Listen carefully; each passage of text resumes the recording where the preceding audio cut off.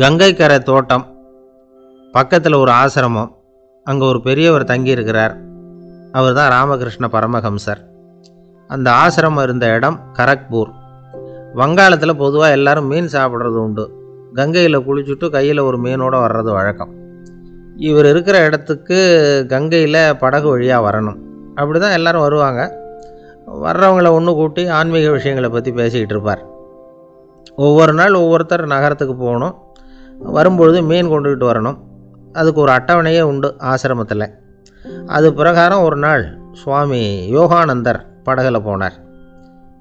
படகை செலுத்தினவங்க ராமகிருஷ்ணரையும் சுவாமி யோகானந்தரையும் மற்றவங்களையும் பித்தர்கள் அப்படின்னு சொல்லி ஏளனமாக பேசினாங்க. அவங்க என்ன பைத்தியம் பிடிச்சவங்க அப்படிங்கிறது மாதிரி. சுவாமி யோகானந்தருக்கு ரொம்ப மென்மையான இதயம்.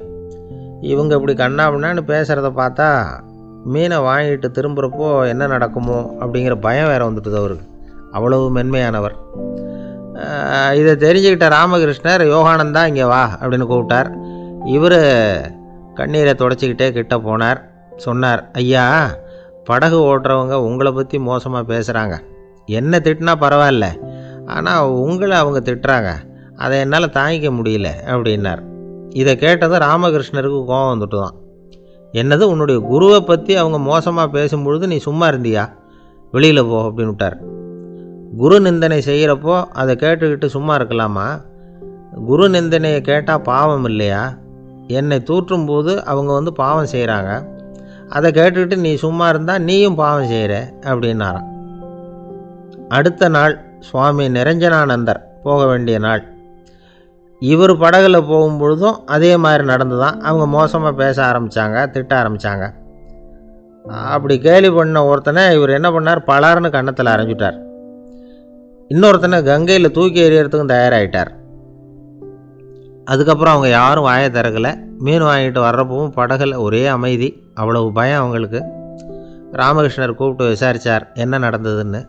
இவர் சொன்னார், அவர் யோகானந்தா போகும்பொழுது என்ன நடந்ததோ அப்படியே தான் இப்போவும் நடந்தது. குரு நிந்தனை செய்கிறத கேட்டுக்கிட்டு நான் சும்மா இருப்பேனா? ஒருத்தனை அப்படியே அரைஞ்சுட்டேன், இன்னொருத்தனை ஆற்றுல தூக்கி போட்டுருவேன்னு பயமுறுத்தினேன், அவ்வளவுதான் அப்படின்னாராம். இப்போவும் ராமகிருஷ்ணருக்கு கோபம் வந்துட்டு தான். என்ன இது, அணியறது காஷாயம், இருக்கிறது ஆசிரமம், உனக்கு இவ்வளவு கோபம் வந்ததுன்னா அப்புறம் என்னத்துக்கு ஆசிரமத்தில் இருக்கணும்? பிரம்மச்சாரி எப்பவும் அமைதியாக இருக்கணும் அப்படின்னு அறிவுரை சொன்னாராம் ராமகிருஷ்ணர்.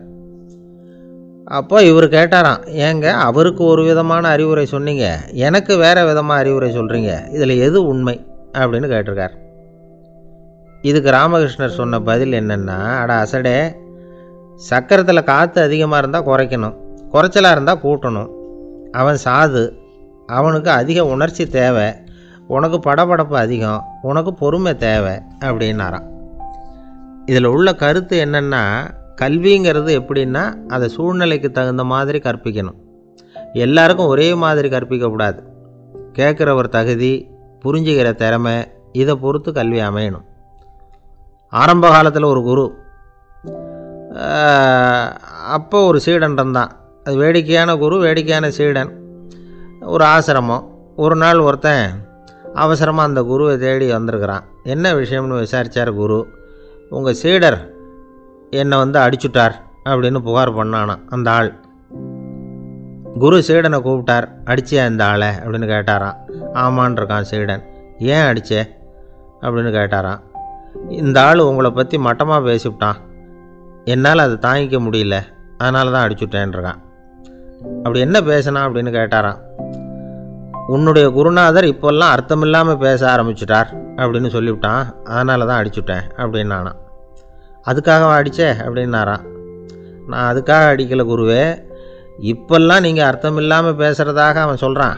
அப்படின்னா இதுவரைக்கும் நீங்கள் அர்த்தத்தோடு பேசினதாகத்தானே அர்த்தம், அது தப்பு தானே, அதனால தான் அடித்தேன் அப்படின்னு நானான்.